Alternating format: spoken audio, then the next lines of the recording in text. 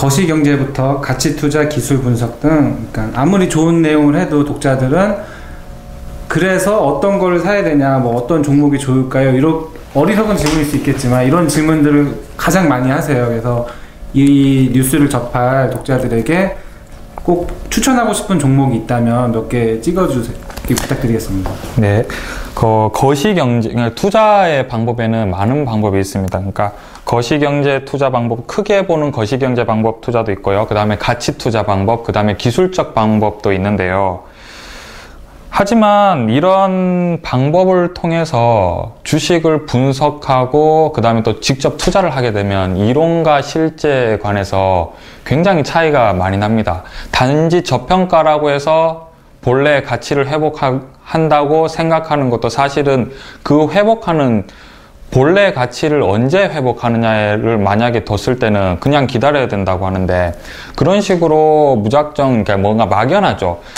하지만 그러니까 제가 여기서 어떤 종목을 얼마에 사면 좋을까요? 이렇게 말을 하면 제가 어떤 말씀을 해드리고 싶냐면요. 우리나라 산업 구조 자체에 대해서 얘기를 해드리면요. 우리나라 산업은 대기업 중심의 제조업 산업입니다.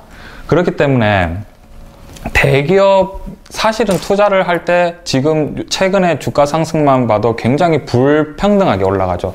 대기업 예를 들어서 현대차라든지 LG화학, 호남석유라든지 그러니까 자동차 화학에 속해 있는 주식들이 굉장히 이렇게 상승하는데요.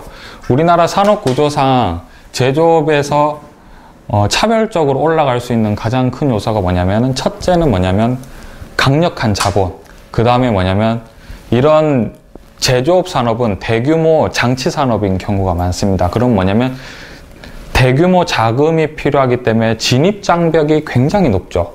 그러니까 새로운 경쟁자가 예를 들어서 SK라든지 SOL 같은 대규모 장치 산업, 그 다음에 조선주, 현대중공업이라든지 삼성중공업, 그 다음에 삼성전자라든 이런 회사 같은 경우에는 국내에서 새로운 경쟁자가 갑자기 출현할 수 있는 확률이 굉장히 떨어지죠.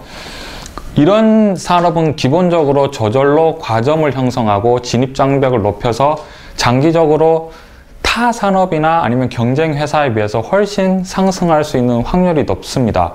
그러니까 기본적으로 투자자들은요, 이 회사가 갖고 있는 다른 회사보다 훨씬 높은 경쟁력이 무엇인가, 그거에 바로 집중을 해야 되는데요.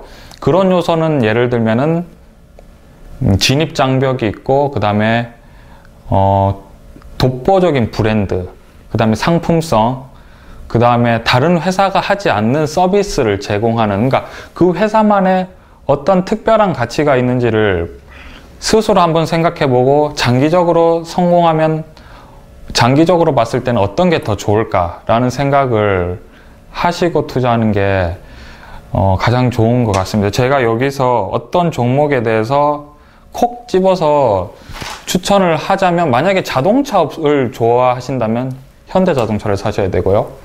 그 다음에 또 과자 산업에 대해서 좋아한다고 하면